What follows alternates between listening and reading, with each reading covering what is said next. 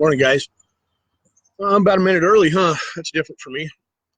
Not really. We've been having some issues with Facebook. I don't know if you have or not. Be interesting to find out if I'm the only one. Um, Day 16, be positive. And today my ramblings are going to include a lot of different things, as they always do, just some things that are on my mind I'd like to ask questions about. Like I said, I use conversation and connection for the opportunity to learn something new. It's one of my statements in the morning for being grateful. Today I get up, change somebody's life, learn something new, and enjoy the beautiful day. But I use these connections for that. So if you don't mind, I'm going to continue to ask questions. Like I said, I am the why guy, and I'm not afraid to ask. So day 16, being positive. How are you doing? Is it easy to be positive all the time? Is it easy to be positive? What's your percentage rate? Are you batting 1,000? Are you batting 500? Where are you at? For those of you that aren't familiar with baseball terms, and I'm not a baseball guy, but 10%, 20%, 80%, 50%. Where are you? Okay. I know for me it goes up and down, and I've talked to a few people that have mentioned this, and I'll share this with you. As I teach martial arts, I deal with a lot of different people. There's a few things that stay consistent all the time when it comes to learning or changing yourself. And trust me, martial arts, if you get a real martial arts instructor, and I would imagine this is true for anything that has a coach that cares about you, even if it's weightlifting, fitness, nutrition, life coaching, whatever it is, if you get a coach that cares about you, it's about changing your life. It's not just about the sport or the movement or the activity. It's about changing your life, becoming the best person you can be, just like being positive, right? This challenge. So along the path of any type of self-improvement, you're going to find opposition. And I've had people reach out to me during this challenge and mention this too, and I remind them, I want to help remind them that they're not alone, okay? Other people feel the same way you're feeling. And the feeling might be this: as you grow, as you reach for better, and again, the English language, the words have lots of different meanings for people, so if I say something that offends you, I'm sorry, or if I say something that sounds elitist, I'm sorry. But as you try to become the best, okay, as you try to climb the ladder of greatness for yourself, and again, I'm not putting anybody below us or you, as you rise to the top, it's just an analogy, okay? Other people will, try to hold you down. They'll try to knock you off. They'll try to keep you where they are.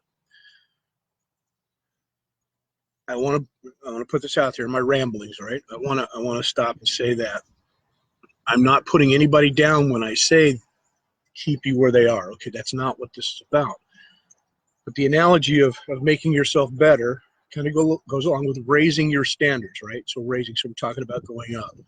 Anybody that doesn't want to raise their standards with you or move with you stays where they're at or stays down. So other people will try to pull you down, sometimes on purpose, sometimes just subconsciously, okay?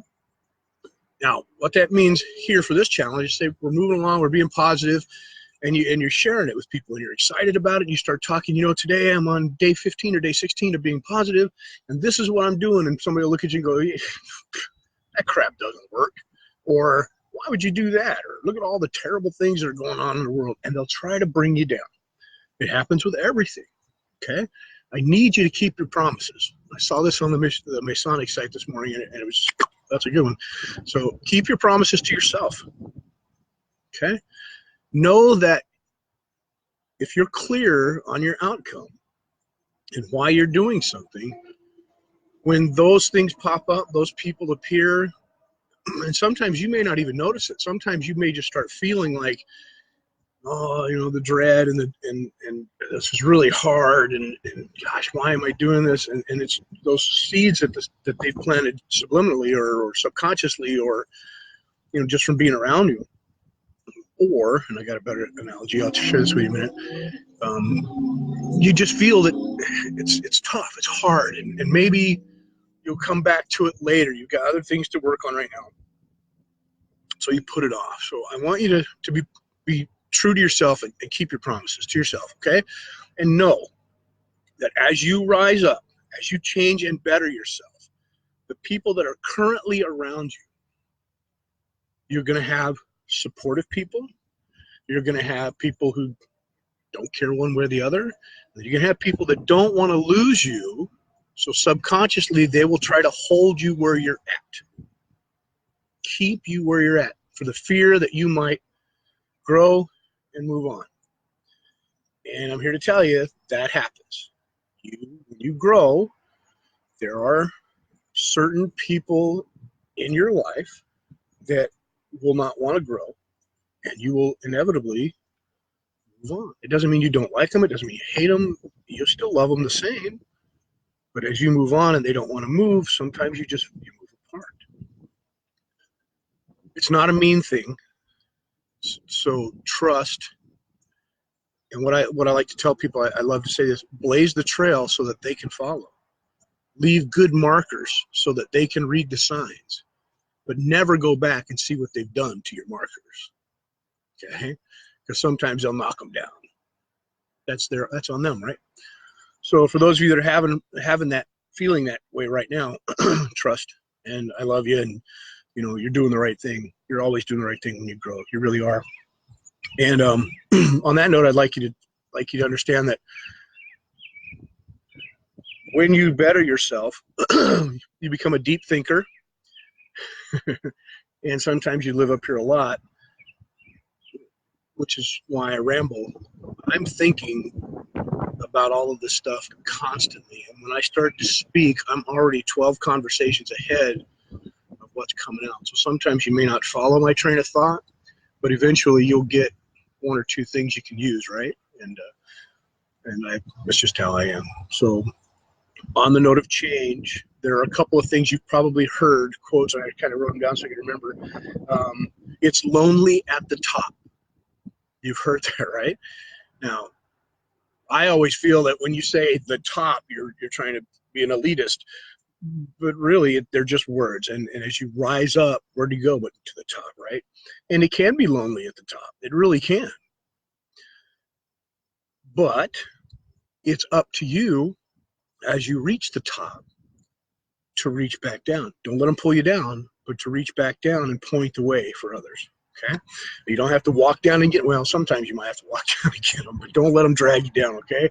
And another one, I love this. I've been told that as I ponder a subject and as I think deeply about things, and I want to know everything I can when I learn something, that I go too far down the rabbit hole. I've been called that by my teachers, or pinned that by my teacher. Too far down the rabbit hole. Well, sometimes when you swim deep, you swim alone, and I'm okay with that too, right? Because eventually they come to you or me for answers. Good. Not that I have all the answers, but even if I got a lot of answers, even if they're wrong. Okay? Your thermostat. Let's talk about this. Along your path to greatness, if that's what you want to call it, along your path to being positive for 30 days or more, you could be your own worst enemy. This is the same for any self-help, any improvement that you're working on. You could be your own worst enemy. Let me explain this. We all have kind of like a thermostat, okay? You know what a thermostat is. You know how it works. In your house in Arizona or in Michigan, you can set it for 70 degrees. And as the temperature in the house rises, it'll kick on the air conditioner to bring that temperature back down to where you're comfortable, 70 degrees. And in Michigan, you got to set it 70 because you wake up in the morning, it's 45, right? And the heater will kick on and bring it back up to 70 where you're comfortable. That thermostat keeps things where you are comfortable. In your mind, in your body, in your being, in your essence, you have a thermostat that you've set for your success, for your growth, for your relationships, for anything, for money. You have it. It's set in there. It's your paradigm, how you believe things should be. For a lot of people, this is a tough one. Because once you start making changes, somewhere along the line, if you're not paying attention, your thermostat kicks on and says, this is uncomfortable. Let's do things that bring us back down. Maybe not consciously, but people self-sabotage their success all the time. Little things, little decisions, the decision not to make the phone call or not to get up out of bed on time and do the workout, not to eat the right foods, the decision to drink that Pepsi or Dr. Pepper instead of the water that you need. I'm not bashing soda or pop. I don't even know what they call it. I think it's soda. But it happens, okay? You need to be aware of that and change your paradigm.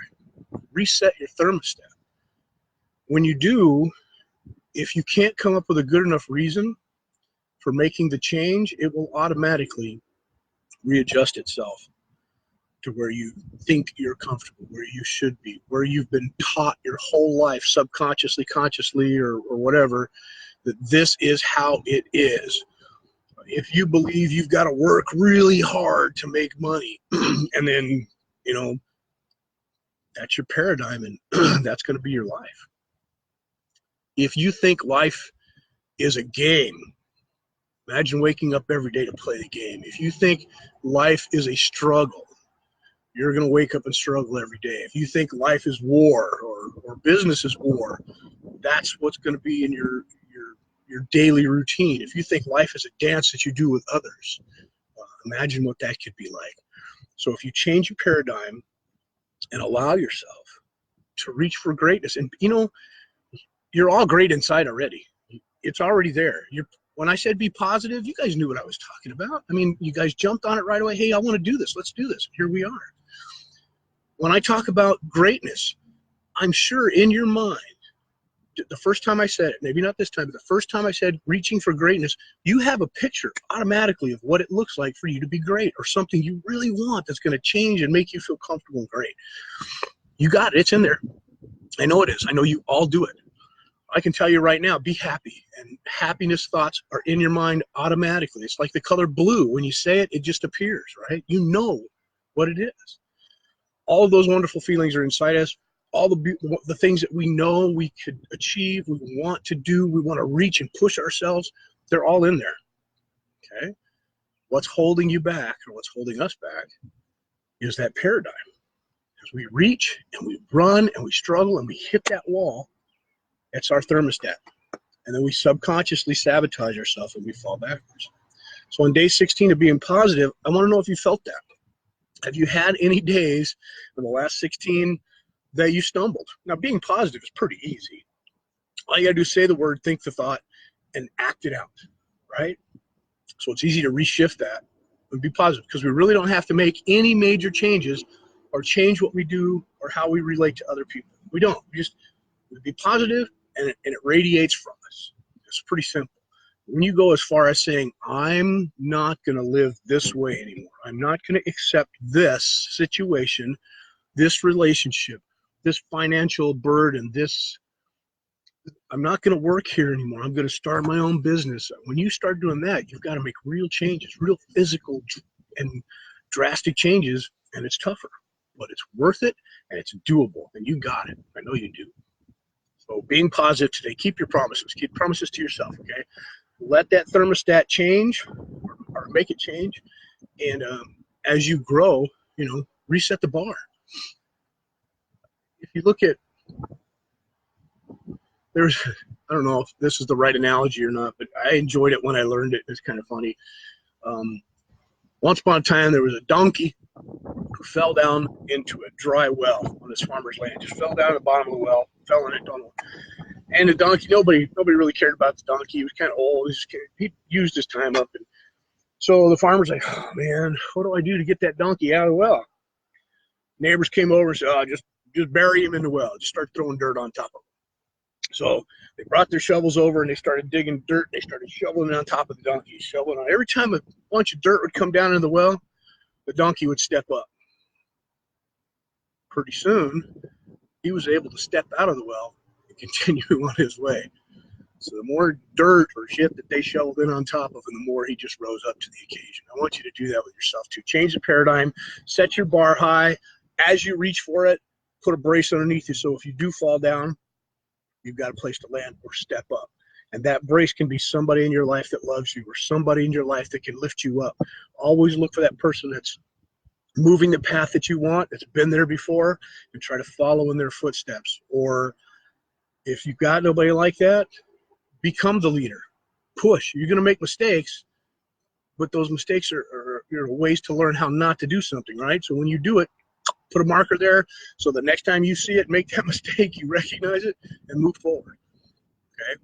I love you very much, and I hope this is helping. A couple other things I want to touch on we'll talk about later, because I see this coming up and I keep forgetting about it, is one, this is a question I have for you to help me, okay? With all of the kids today who think they have depression and anxiety and they're labeled with ADD and they're given this drug and that drug and they're labeled, do you think that that's obnoxiously out of control? And is it possible that kids who think they have depression or feel like they have anxiety, and these could be absolutely real feelings, they're misunderstanding the definition of those illnesses? Are they just bored and they've been told that this is what depression feels like, and they reach for it for significance, and when they claim to have it, people give them significance and they jump on it and they continue to run with that definition or that defining term? I don't know. I'm asking, okay, is this a possibility? The people you know in your life, the kids, because I'm trying to help these kids. And I've always been the guy, rub some dirt in it type of thing. You're not depressed, you knock it off, but I know that it's a real illness and there are real issues out there for some people. But I think a lot of the kids that I talk to don't need those drugs, are not depressed. And when I'm talking kids, I'm talking 30 years old and younger. Okay. Anxiety, I don't get it. Okay. Help me out here. And I know that, listen, I know some of it's real. I really do. I know that there are people who are troubled with this, but I don't think everybody that thinks they have it is. I'm asking you, okay?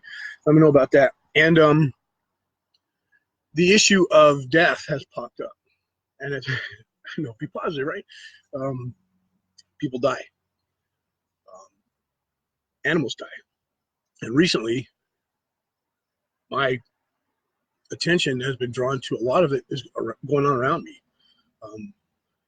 Death was handed to me in this last 12, 13, 14 weeks in a roundabout way. People that I know in my life that come to me, kids that are in my classes, friends, relatives, everybody's losing somebody or something, right? And one of my friends posted a thing today it brought this to my attention.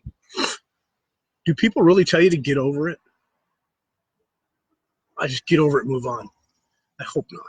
I really hope not. But let's talk about it. Nah, we'll do it later. But for me, today, my question to you about death would be, do I have one? I've got a lot of things to talk about this, but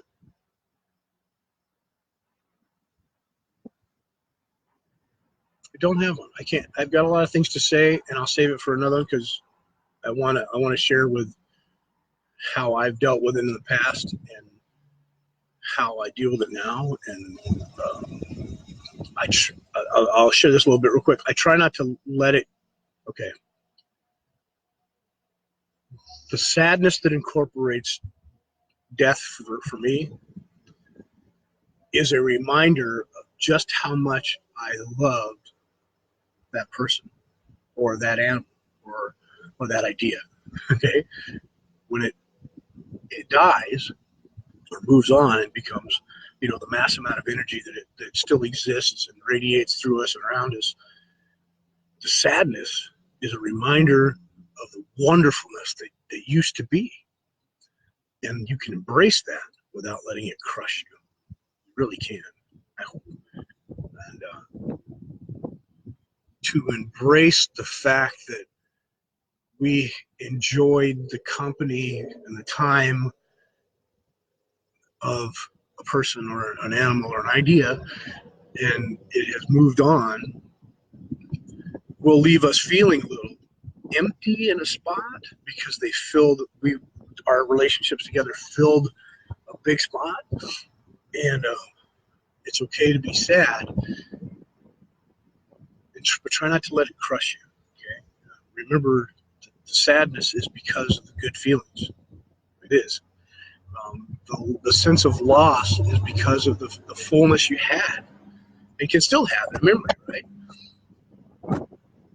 And sometimes people around you will forget that, and they will embrace the sadness with you because it's a relatable topic, and they will be sad for you. And you need to remind them, no, no, no, no, no. Don't be sad for me, okay? This isn't about me. Don't come down and, oh, baby, I'm so sorry. No, no, no, no, no, no.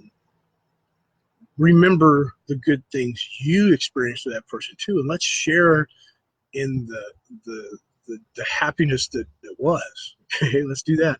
And I know it's tough. But these are just simple, crazy ideas I have about the subject, and I'd love to talk more about it. But let's go back to being positive. I'm sorry, ramblings, right, Mike? Today, day 16. Keep your promises to yourself. As you rise to the occasion, know people are going to try and hold you down. You've got to keep moving forward. Blaze the trail. If you have to kick them in the teeth to get them off you, do it. But keep moving. And I'm never wrong, but I have to apologize to the people on Cedar Run Road. I looked it up. I took the advice of a highway patrolman with a whole speeding up and down the road thing. And the highway patrolman told me it's 45. I looked it up yesterday because one of my best friends said, no, you're wrong. No, I'm not. I was. It can be between 45 and 55 miles an hour. So I have to apologize to you and still ask you, slow down. There's people on the road. There's kids out there. Take it easy. All right, I love you. Hope that's good. Let's thermostat, change your paradigm, reach for change. Don't be afraid. If you're having a hard time, kick them in the teeth, get rid of them. Remember why you're doing it. Answer my question for me about the kids. Let me know what you think about depression, anxiety, and ADD and all that kind of stuff. I have my own opinions, of course. Let me know. And I will see you tomorrow morning. Okay, tomorrow will be Wednesday, so it'll be an early morning. I love you. Have a great day. Until then, peace.